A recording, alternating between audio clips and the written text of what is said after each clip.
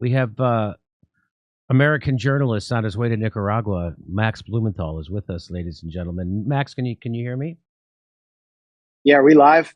Yes, we are live. We are on. So hold on. Let me set up the story. You were at the AntiMandate Rally. Of course, yesterday they had the big AntiMandate Rally.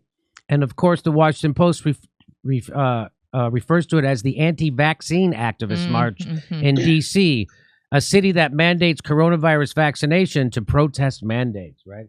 And here's the Rolling Stone. I'm a full anti-vaxxer now, how the conspiracists are winning over fresh code converts. Yeah, so anyway, so now I just want to let you know Joe Biden has been calling for unity. In his inaugural address, he called for unity. He also called for unity and healing after his electoral college certifies his victory, right? So here we go. Defeat the mandate, D.C. So he wants unity. Well, guess what? About 40% of the crowd was Trumpers, about 60% hippies in drum circles. I don't think the establishment will like the idea of us uniting too much. So that's the left and right coming together under populist ideas, which is the thing they fear the most, which is the thing they have to push back against the hardest, which is why when I interviewed Magnus, the Boogaloo Boy, all I did was interview him. I didn't join them. All I did was interview him so we could understand them. People went crazy. They wrote smear pieces about me. I trended on Twitter for 3 days straight. That's this thing that scares the shit out of the establishment more than anything, the left and the right coming together. And so that's what she said. And so after solidarity defeats the phony culture war, we can collectively engage in this class war. That's what we got to get rid of, the culture war, so we can have a real class war. They see us uniting. Now time to start a war with Russia to divert attention. I thought that was very good. Also, the woman who got that is, she's just an anti-establishment peasant seeking other anti-establishment peasants to organize the revolution. And someone says, any guesstimate on the crowd size? She said about 20,000 for sure. So even united, that would still only be a fraction of the total population. That's what this guy says, right? We'll never make it. We're doomed, right? And so I had to remind him that there's a thing called the 3.5% rule. And what is the 3.5% rule? That is that, well, nonviolent protests are twice as likely to succeed as armed conflicts, and those engaging a threshold of 3.5% of the population have never failed to bring about change. That's all you need is 3.5% of the population in the streets protesting active, and you'll never fail. So that's good information. I'm glad that guy said that, so I get to tell you that. The rally's permit had predicted 20,000 attendees. This is from Rolling Stone. The rally's permit had predicted 20,000 attendees, a much smaller, mostly maskless crowd. They're outside! Gathered on Sunday, filling in from the Lincoln Memorial only to the closest edge of the reflecting pool. This is Rolling Stone again, doing straight up big pharma propaganda, calling the people maskless. They're outside. The rally's permit had predicted, oh wait, we already got this one. Even so, those who made the trek to Washington on a bitter January afternoon proved this point. The anti-vax movement has migrated from the fringes to the mainstream due to the many who joined its ranks since the pandemic began. And now, by drilling down on vaccine mandates, the longstanding movement is recruiting new. So it's going mainstream. They see it's going mainstream, and it scares the shit out of them that not anti-vaccine, that's not what it is. It's people pushing back against authoritarianism, wrong ways to handle this pandemic, and lies from the government. So let's bring in Max Blumenthal. Max Blumenthal is... He is the editor on the investigative journalism website, the Greyzone, and he was at the anti-mandate protest yesterday, was slated to speak, and tell us what happened, Max. Well, the permit went till 3:30, and at 3:30, the U.S. Park Service cut the power. So, power to the people until the power is cut. Then a megaphone was brought out. And I was actually on stage with many of the New York organizers who were waiting to speak, along with Kwame Brown, who used to play center for the Wizards. He was one of the first ex-pros to come out against the mandate. Tremel Thompson, who is with the Transportation Union in New York, who is vaccinated and ripped up his vaccine card in protest against vaccine passports at a rally in Albany. Joe Rose and some of the other New York organizers, who are all Black Americans who see the passport system in terms of the civil rights struggle, and who organized the recent civil disobedience protest we saw at the Met.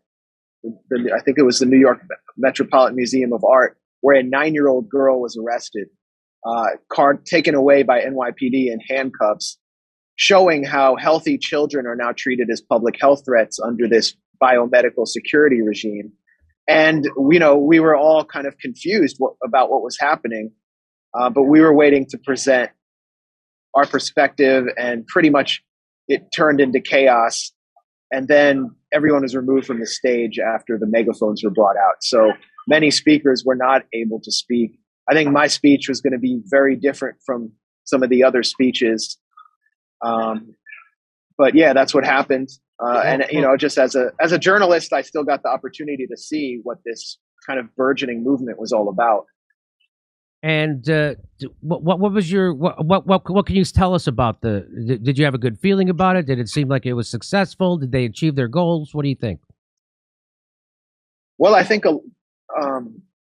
in some ways, Rolling Stone, which is edited by the neoconservative former Clinton operative Noah Shachtman and is essentially an establishment information weapon, was correct that there is a lot of momentum there. And it's because people aren't out there to protest vaccines per se. The people in the crowd, the rank and file. The whole rally wouldn't have happened if mandates were taking place, if there weren't vaccine passports, if people didn't see the transition to this cold, soulless technocracy and a fourth industrial revolution. And there is that awareness in the crowd. The person who said, 40% Trumpers, 60% hippies was kind of onto something. The crowd was not a January 6th crowd. Yeah, there were Let's Go Brandon flags held by some people, a lot of libertarian types with Don't Tread on Me flags, but there was not this sense of anger or desire to do violence as the crowd was portrayed in CNN. I think the DC Metro Police kind of created this phony scare about people running up in restaurants in DC and violating the vaccine passports. There was a very almost a festival feeling. There were many people who were in kind of, hippie types into natural medicine, natural health. But for the most part, there were people, just working class people, who were angry at the establishment and at the lies they'd been told, people who felt abused, and people who were ready for system change, but who were totally disorganized. To paint this as an anti-vax movement is sort of delusional, because there really isn't any clear leadership. Of course, RFK's group helped put this rally on, and he's, inspiring a lot of people or influencing them. But I got the sense walking around the crowd that there wasn't any clear leadership, and that people were turning towards alternative media and watching Jimmy Dore because they feel just betrayed by every other form of media. They don't care if it's left or right media. They just want media that speaks to them. And so I was stopped like every minute by people saying they love the Greyzone.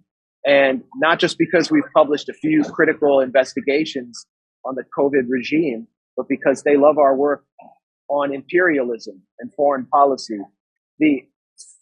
I met people wearing Free Assange hats and shirts.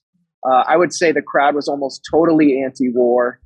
If they were welcomed into the anti-war movement, or they would have filled up an anti-war rally. I just think we're at the precipice of something in this country, and it's very difficult to define it along left-right lines. And I think class is a much bigger factor. Many of the people there were people who were hurt by the lockdowns, whose small businesses were destroyed.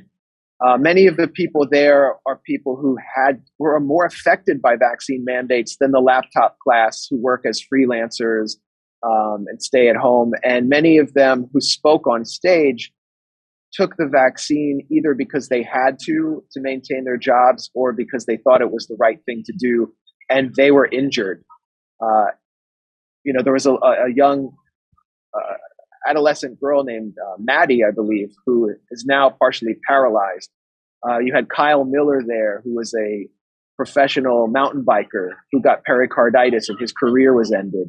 So many people have just been personally affected. The firefighters, the whole thing was just filled with firefighters from across the country who don't want to have to take a booster shot every 5 months.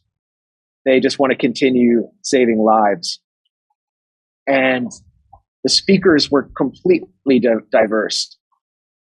Yeah, there were some right-wing speakers for sure, but for the most part, the speakers were just very difficult to define, and many of them were howling on stage about a system that puts profits before people. I mean, that was something I constantly heard from the stage. Well, it's a good thing there were right-wingers there in a sense, because if it's just left-wingers, they can just ignore you, and as they do, and they always do. But when it's left-wingers, centrists, libertarians, and right-wingers, very much harder to demonize that group, and it's much harder to dismiss them. But although they try, it's not working because the tide is turning, and they know it, and that's why they're ramping up. But again, Joe Rogan is bigger than they are. I get on stage in comedy clubs and I talk about Joe Rogan. People love him. People love him, and it's not like shitlib Twitter. It's not like shitlib Facebook. It's not like CNN and MSNBC. It's not. It's totally different. The real world is much different than this corporate-controlled social media world that we're living in. The real world that we actually live in is more to our thinking and to Joe Rogan's. Did you have a speech? Did you want to do it? Do you want to give your speech? Yeah, I mean, might as well not go to waste. I got it written down. You wrote here. it. What about Robert Malone? Did he speak? Robert Malone He spoke. I have a clip of his. I'm going to play in a sec. Okay, great. But there's parts of it we cannot play on YouTube. So right. I'm nervous. Well, I wasn't even planning on talking about the vaccine per se in my speech. To me, this is about so much more. Yes. And of course, I never had said a word about vaccines, positive or negative, until the mandates came in. And I would bet the majority of people at that march are kind of the same. And that's the mischaracterization of this as an anti-vax movement. Like, these aren't people. Some of the speakers, organizations have raised questions about the MMR vaccine, for example, but they wouldn't have had a crowd. There wouldn't be these rallies in DC or around the world if it wasn't for the mandates. If people weren't having this imposed on them, and then being reduced to a QR code and having their participation in society conditioned on their compliance with every single mandate. So that's what this is about. So go ahead. But, let me hear your speech, brother. Sure. And by the way, I'm in an airport, so if I get arrested in the middle of this rant, okay. But I come at this issue from the left.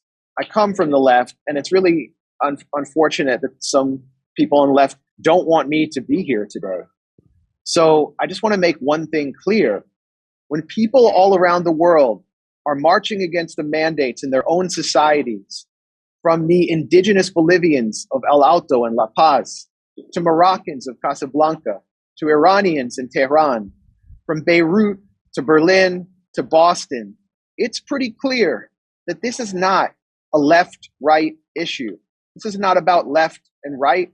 This is about our rights, our basic rights that we fought for. This is about decent working people trying to hold on to their humanity, their bodily autonomy, their rights, and their very sanity against a cold and ruthless corporatist machine that seeks to reduce every individual to a QR code and condition their participation in society on their compliance with a mandate.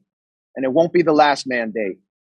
Now, let me make something clear to my friends on the right, because I hear this a lot. The extra-constitutional biomedical regime being imposed on us is not socialism. This is not socialism.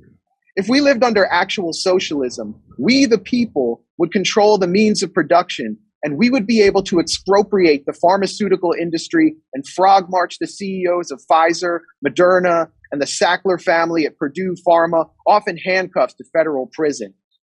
In reality, When Big Pharma and its investors control our governments, when they own the FDA, when they've turned our politicians into sales reps, so now Pfizer and Moderna make combined profits of $65,000 per minute while working class Americans suffer the sharpest increase in poverty in 50 years. When the wealth of the world's 10 richest men has doubled since the lockdowns began, while the wealth of the global 99% has declined precipitously, we are living under corporatism, not socialism, corporatism, under a ruthless imperialist corporate state that exists in a permanent state of war. And now the forever war has come home. And it shouldn't be surprising to those who know this corporate state that bombs and sanctions people across the globe in the name of human rights, that it would instantly lock down millions of people at home, depriving them of work and schooling, driving them into desperation and insanity, and to justify all that in the name of public health. See, the same corporate state that lied about weapons of mass destruction to manufacture consent for a war in Iraq had no problem lying about gain-of-function research sponsored by the Pentagon's DARPA Research Unit and the U.S. Agency for International Development. The same corporate state that's holding journalist and WikiLeaks founder Julian Assange a political prisoner because he exposed its secrets has set about to censor and demonize and blacklist and suppress every dissenting voice that gets in the way of its draconian biomedical agenda. So a corporate state with so little legitimacy must divide its citizens to conquer them. And that's why it's polarized us between the vaccinated and unvaccinated, scapegoating the latter group and blaming it for its own failures in order to shatter the solidarity of the 99%. This corporate state has given us two corporate parties, hundreds of corporate media outlets brought to you by Pfizer, the arms industry, and Wall Street, and only two medical options when it comes to the coronavirus, Pfizer and Moderna. So here's my message to the corporate state and its media stenographers.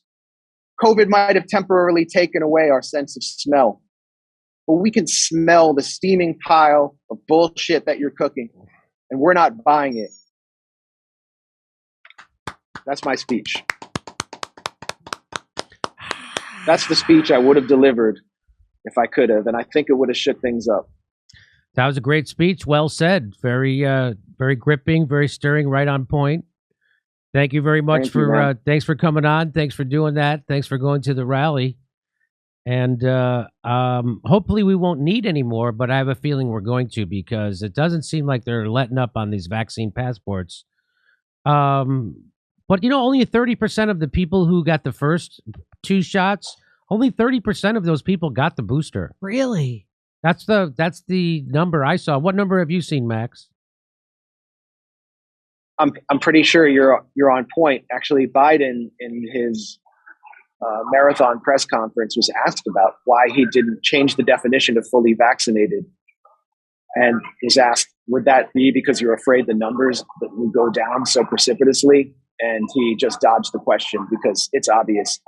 And they're gonna authorize vaccination for age 2 to 4, and you're gonna see parents just turn their backs on this in droves. Yeah, well, 2/3 of parents were already hesitant to give their children a vaccine. And so they really ramped up the fear mongering around it, making people think that kids were actually somehow super vulnerable to COVID when they're less vulnerable to COVID than they are from the flu. And so there you go. So you're on your way to now, what do you think we'll ever get past people calling us anti-vaxxers? In a sense, I kind of hope they don't, because then it just is going to wreck that term altogether. And that's what I'd like to see happen. Just like when they were calling Bernie Sanders a sexist, it doesn't really mean anything after that. If you call Trump a sexist and Bernie Sanders. So do you think that's happening, or you see anything happening with that? You remember when they called Jill Stein an anti-vaxxer in Yes. 2016? Yes. Yeah. I mean, doing this for a while, and I saw some rad libs on Twitter calling me an anti-Semite for participating in the rally or just being at the rally. And that's another term that's been completely worn out, to the point where real anti-Semites actually can just deflect by saying, well, you've taken all the meaning out of that term, so it means nothing. I mean, the more these people get called anti-vaxxers, and the more that term is associated with extremism and criminality, the more people will just, their anger, their righteous anger will increase, and the more they'll reject establishment media. I mean, it's already so totally discredited. So, but I see it as a cop term in a lot of ways. The Department of Homeland Security issued a terror warning in September, right ahead of 9/11, based on no active plots. And one of the groups they said could commit terrorist attacks was those who criticize government COVID policy. And then we saw the coverage of the anti-mandates rally, where the police were saying, anti-vaxxers are going to attack restaurants in our city. Yeah. Completely based on no actual information. Complete horseshit. So it's becoming kind of like a term thrown around by a lot of radlibs and centrists that appeals to authority for a kind of a crackdown on a real threat to the establishment, whose grievances go well beyond a vaccine. Got you. Now you're on your way to Nicaragua? Yeah. And just vacation? I definitely would like to get out of here for a little while, see some friends, and I do want to check in on what's happening there since their election. Things have changed a lot. And Daniel Ortega was just inaugurated. He signed a major trade and development deal with China. The political opposition that staged a violent coup attempt in 2018 has basically been vanquished. The U.S. is sanctioning Nicaragua, is targeting it. And right next door in Honduras, a leftist or left of center president is being sworn in, Xiomara Castro. So it's a really interesting time in the region. And so, it'll be interesting to check in. Okay. All right. Well, safe travels. Everybody check out Max Blumenthal's work over at the Greyzone. And we'll talk to you soon. Thanks a lot, Jimmy. Thanks for giving me the mic. And thanks for all you do. It definitely made a difference at the rally. Okay. Well, I'll take it. All right. Okay. Peace, brother. I just want to show this video before we end this segment. This is from Memeology. So far, the science shows that people with only 2 doses of a COVID vaccine have only a 4% protection against being infected by the Omicron variant, just 4%. With a 3rd dose, it can provide a 64% protection against infection.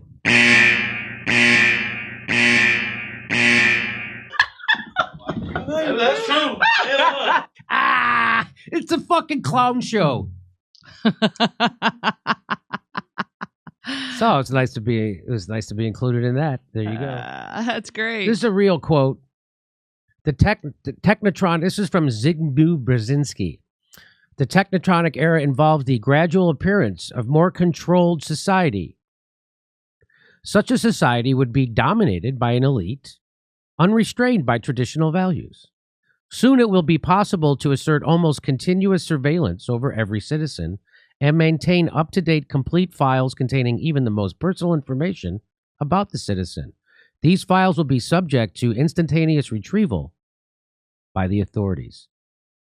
Now, this guy, he served in the Carter administration, right? Correct? I'm pretty sure. And isn't he Micah Brzezinski's father? Yes. From Morning Joe Ball. So how did he know that in 1970? Because that's the world we're living in right now. And I wanted to show this real quick, because this goes back to the message of this show. Don't blame your neighbor. The people, we need to join together to fight the oligarchy who are screwing us both. So this guy says, I don't know if you can read it. He says, I only show up. This is at that mandate. And she's saying that it's 40% Trumpers and 60% hippies. And this guy, Cody, says, I'd only show up just because I hate any kind of mandate being enforced by the feds. I have no interest in being united with the enemy. Now, I thought when he said that this was a lefty saying he didn't want to join with the Trumpers. That's what I thought. So I said, The enemy is the oligarchy, not your neighbor, who is also desperate and oppressed by the oligarchs. He comes back, says, it's not enough for COVID policies to end. But he responded by saying that he saw AOC and Joe Biden and anybody who votes for those people as his enemy. And that's just a mistake, because the people who are voting for those people are voting for the same things that you want. They want a living wage. They want to end the wars. They want health care that doesn't drive them bankrupt. They want education. They want clean water. They want affordable housing. Everybody wants the same things. And they got us fighting each other instead of fighting the people who are keeping us from those same things. We added a second show, January 26th in Raleigh, and we're going to be in Philadelphia on February 20th. Go to jimmydorecomedy.com for a link for all our tickets. And while you're there, become a premium member. Get access to all our premium videos.